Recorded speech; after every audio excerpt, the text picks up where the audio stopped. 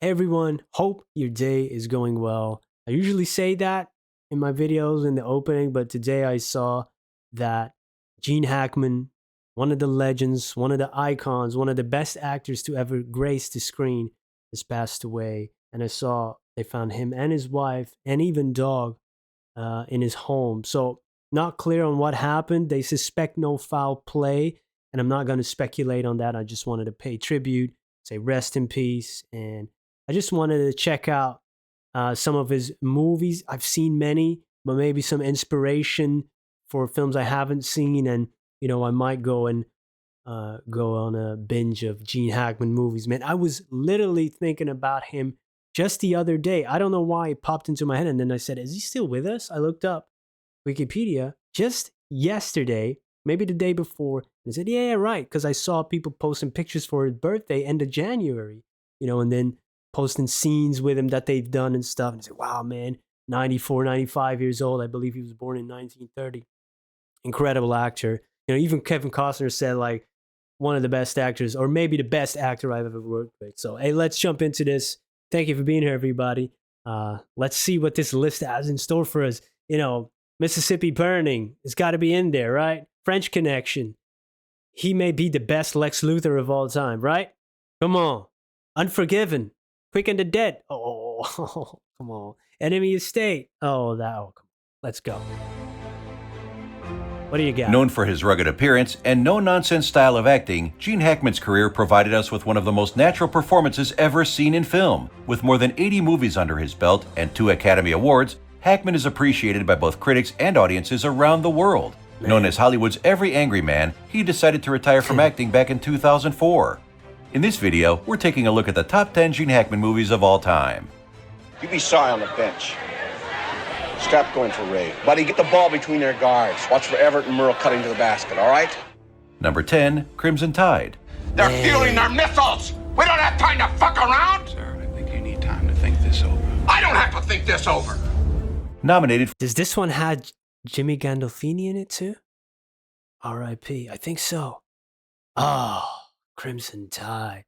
I totally forgot about that movie. See, that's why I need this list. For 3 Oscars, Crimson Tide is now regarded as a submarine classic. Directed by the brilliant Tony Scott, the film portrays Hackman in the role of the brutal captain, Frank Ramsey, alongside Denzel Washington, who plays the role of his executive officer called Hunter. Placed against the backdrop of Russia being under the threat of a nuclear war, the film shows us the struggle between the old-school Ramsey, who is acting on impulse, and Hunter, who stages a mutiny to stop the commander from launching his missiles against the Russian base. Right. Let's face it, Hackman is brilliant in his role, but his character's brutality almost leads his crew to total nuclear annihilation. Inside the confines of a submarine underwater, Hackman manages to deliver a stellar, tension-filled performance, making this movie one of the greatest American action thrillers of all time. Did you know that the U.S. Navy found the subject of the film offensive and inaccurate? Apparently, they refused to provide any assistance in the movie's production.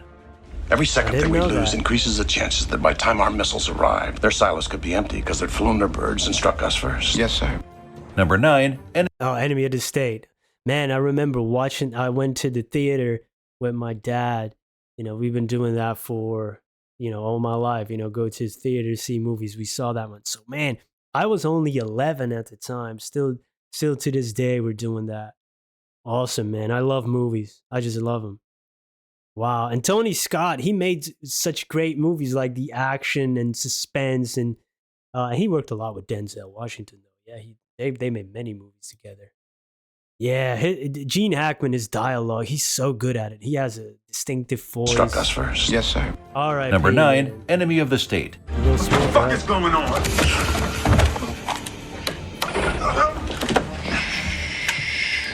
One of the most memorable films in Gene Hackman's career has been the 1998 thriller Enemy of the State, where the actor plays the role of an old CIA agent called Brill. Yeah, he works alongside Will Smith's character, Robert Clayton Dean, a lawyer who is being targeted by the NSA after accidentally becoming a threat to national security. The two then join forces to help Robert out of this mess and find out why the government is after him. Both actors complement each other perfectly while still holding their own as separate characters. Hackman's performance in the film is power-packed, yet still emotional enough to make you root for him at all times. For anyone who loves a good political thriller, Enemy of the State is a must-watch. Did you know that the NSA refused to cooperate with the production of this film? The aerial footage of their headquarters at Fort Meade even had to be shot from public airspace. Oh, yeah. Get out Number 8, Superman. Yeah. I know exactly Come where on. he's headed. Hackensack, New Jersey. Damn, man. This timeless superhero classic features Hackman in the role of the famous DC character Lex Luthor, Superman's worst nemesis who manages to discover his worst weakness, kryptonite. Lex then hatches a plan to bring him down once and for all. Working alongside Christopher Reeve, who plays Clark Kent in the film, Hackman manages to nail the role of the vindictive and narcissistic villain Luthor, who is hell-bent on proving himself as the smartest man in the world. With his charm and wit, Hackman managed to breathe life into the character, and his arrogance worked perfectly against Reeves' no-nonsense Superman, making this film quite the treat for all DC fans. Did you know that initially, Gene Hackman refused to cut off his mustache to portray the role of Lex Luthor? In early one-sheets of the movie, his face is even featured with a mustache. I told you, it's kryptonite, Superman. Little souvenir from the old hometown. I've spared no expense to make you feel right at home. Number 7, Hoosiers. I don't think I've seen that one. On in practice, all right? I want to see it on the court. I have to look that up. In some countries released as Best Shot, this movie is regarded by many as one of the greatest sports films of all time. Set in the 1950s, the film features Gene Hackman as Coach Norman Dale, a teacher with a questionable reputation in a small Indiana town. However, he doesn't let that stop him from helping a team of high school underdogs to enter the state basketball championship. Assisting him along the way is Shooter, the town drunk played by Dennis Hopper. A feel-good story with an incredibly energetic and convincing performance by Hackman and Hopper. Hoosiers is the perfect portrayal of all the ups and downs in the world of sports, portraying an accurate representation of basketball culture back in the 50s. It might not sound as a surprise, but director David Anspaugh clashed with Gene Hackman throughout most of the production. Anspaugh told Vulture magazine that Gene had him on the verge of a nervous breakdown. Everett, you got to stop that pass to the low post, all right? Great. You come off your man and get us some help inside. Number 6, the Royal Tenenbaums. Oh, What? yeah. What did you say? I said sit down, goddamn. I heard you. I want you out of my house. I'm just as bad as your raggedy ass out. Directed by Wes Anderson, The Royal Tenenbaums is a story that features comedy, tragedy, romance, and just about everything you could ever want from a film. Hackman plays the character of Royal Tenenbaum, a man who abandons his wife and 3 children and returns back after 2 decades to reconnect with them all over again. The film is a quintessential family drama with well-defined characters, fast-paced dialogue, and plenty of humorous moments to show just how dysfunctional the Tenenbaum family really is. Hackman perfectly encapsulates all the shortcomings and quirks of Royal as he makes one last attempt to bring his family back together, making you cry, laugh, and scream out in frustration all at the same time. Initially, Gene Hackman was quite reluctant to accept the part, as he admitted to have been insensitive to his own family at some points in his life. I haven't been in here for years. Hey, are you listening to me? Yes, I am! I think you're having a nervous breakdown. I don't think you recovered from Rachel's death. Number 5, The French Connection. Yo, that's one of my favorites, man. Great chase scene. But Royal Tenenbaum, Wes Anderson film, I really like his films, and I think I watched all of them, or nearly all of them, but I don't think I've ever rewatched one. They're all good. Maybe I should. Is that just me? Because I'm a big rewatcher. But I don't think they're all good, though. So I don't know why that is. Covered from Rachel's death. Number 5, The French Connection. Yeah, this is an epic movie, man. Hold it! As far as cop films go, The French Connection is regarded as one of the greatest masterpieces of American cinema. Yeah, the movie 100%, features Gene Hackman in his Oscar-winning role of Popeye Doyle, a hard-working police detective trying to bring down a gang of drug suppliers that can be traced back to France. Featuring gritty visuals and one of the most exciting car chases in cinematic history, Hackman delivers an incredible portrayal of the borderline sociopathic anti-hero, Popeye. Without having a big budget, award-winning director William Friedkin did a tremendous job turning The French Connection into a true classic with Gene Hackman at his finest. Apparently, Hackman got the role from Friedkin without auditioning or even reading the part. How about that? Where do you want it? Oh, shit. Dog! Socked him right in the mouth. Number 4, The Conversation. I'm telling you, I'm not giving those tapes to anybody but the director. Yeah, I know what you told me, Mr. Carl. I want you to deliver the tapes. You tell him I'll think. Classic. Featuring Hackman in the role of a paranoid surveillance expert named R.I.P. John Casale as well. You know, that man, he was like in 5 features in his whole, and weren't they all nominated for Best Picture? At least, like, he was in 6 and 5 of them were nominated, something like that. It's a great actor, man, John Casale. Dog Day Afternoon is one of my favorite movies. This is a Coppola movie, Of right? a paranoid surveillance expert named Harry Call, The Conversation is a suspense-packed film that has gone to attain the status of a cult classic. Tapping into some of the earliest concerns people had about technology, Hackman effortlessly portrays Call as he becomes increasingly worried about the fate of a couple he was asked to spy on when his recordings reveal the details of a potential murder. With a performance that will keep you hooked till the very end, Hackman's acting is subtle, yet still dark enough to make the audience feel just how scary his position is in the film. And while The Conversation doesn't feature any fast-paced action sequences, the gradual buildup of suspense as the plot goes on is what really makes this film shine.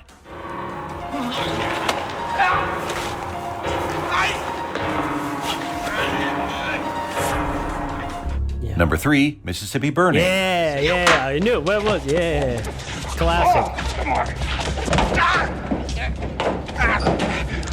Have you ever wondered what it's like to deliver justice in a town full of dangerous, bigoted people with messed up beliefs? If so, keep on watching. Set in the 1960s, Mississippi Burning is a historical crime thriller that tells the story of 2 FBI agents who are investigating the racially motivated murder of a bunch of civil rights workers. Inspired by real-life voting activists, the film features Hackman as the FBI agent Rupert Anderson, working alongside Agent Alan Ward, played by Willem Dafoe. The 2 actors reveal a great chemistry, but Hackman is the true star of the show and manages to steal every scene with his strong portrayal of the good cop, earning him an Academy Award nomination. However, after seeing a short, violent clip of his own performance in the movie, he decided to never appear in violent films ever again.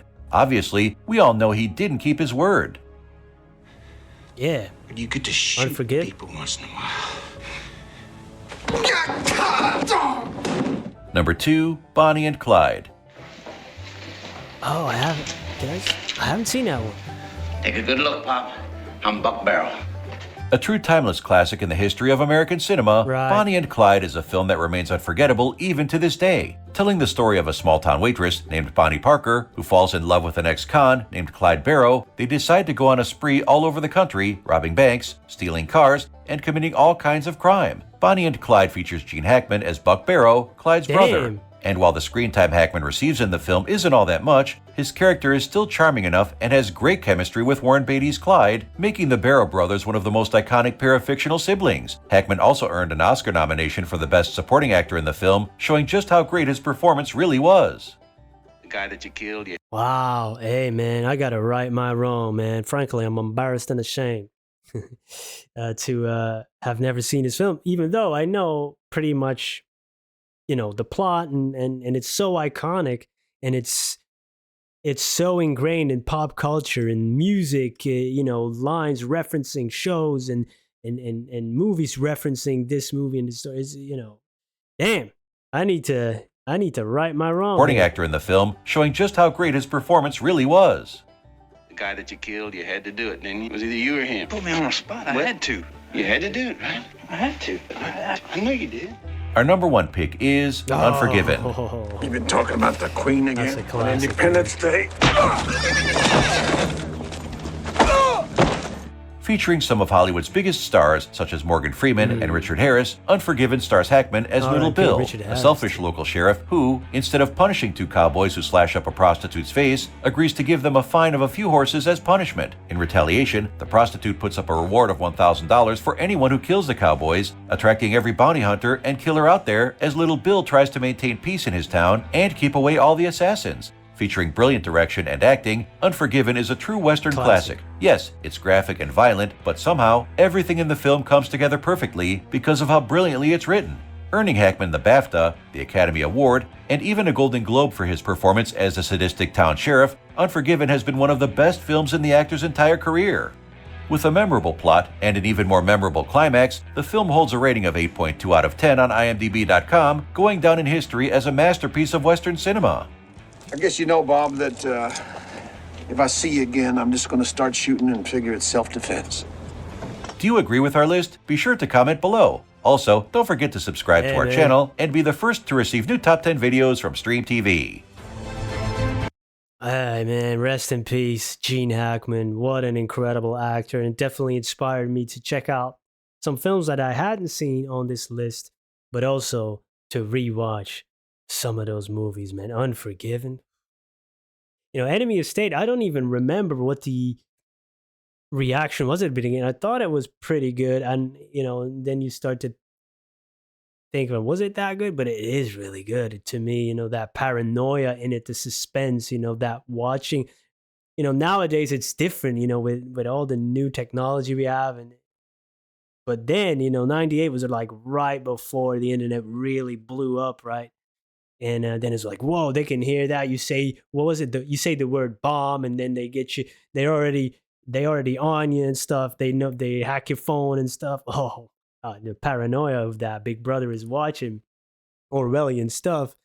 It was very, futuristic. But 20 years later, 22 years later, it's like, oh, okay, we're kind of living in it. Yeah, another film that is pretty underrated. Not a lot of people talk about it. Is Scarecrow with Al Pacino, which was a quirky film, but I really liked that. But of course, Pacino is one of my favorite actors of all time. But a great movie. I did hear that chemistry was not that great. After I read Pacino's memoir, but there was respect, and he was still young too, man. Hey, Gene Hackman, what's your favorite Gene Hackman movie or performance? Please let me know. Uh, Respect to the legend. Rest in peace, and his legacy will live on. Thank you for being here. Peace.